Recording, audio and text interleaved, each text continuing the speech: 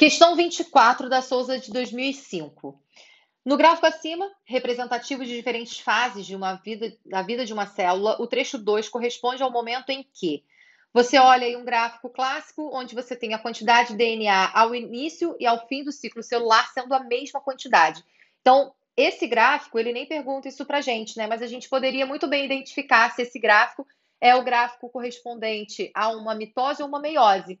Como a quantidade de DNA no início e ao fim do processo do ciclo celular é o mesmo, é a mesma quantidade, a gente tem um processo de mitose sendo representada. Dentro de qualquer ciclo celular, existe uma etapa em que ocorre a duplicação do material genético, em que a quantidade de DNA dobra.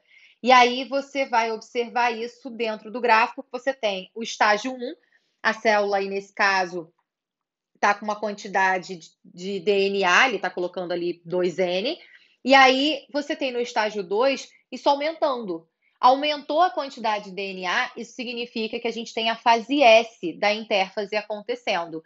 Então, 1 seria representando a fase de G1, 2 seria representando a fase S da intérfase, 3 já entraria na fase G2 e também na própria divisão celular, na própria mitose, entrando em prófase e metáfase. 4 indicaria a redução do material genético, então é o momento que tem a separação das cromátides irmãs da mitose, então seria a anáfase. E aí, lá no finalzinho, a gente volta para a telófase e estágio de G1 novamente, né? A hora que começa a ficar com a quantidade de 2N aí de material genético novamente. Então, o trecho 2 corresponde ao momento em que o DNA é duplicado, letra A. A letra B fala em RNA que é produzido. Gente, síntese proteica aí nesse caso não é o que vai estar acontecendo durante a fase S da intérfase, né? A principal ocorrência da fase S da intérfase é justamente a duplicação do material genético para que essa célula possa entrar em divisão celular. Letra C, o fuso é formado? Não.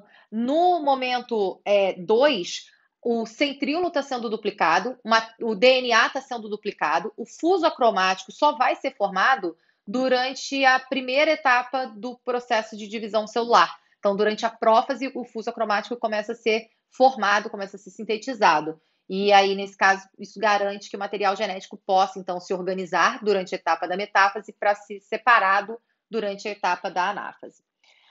Os cromossomos se afastam, letra C. Para você ter aí, nesse caso, separação de cromossomos, a gente teria que ter uma meiose, né? E isso aqui é um gráfico de mitose, então tá bem errado aí nessa história.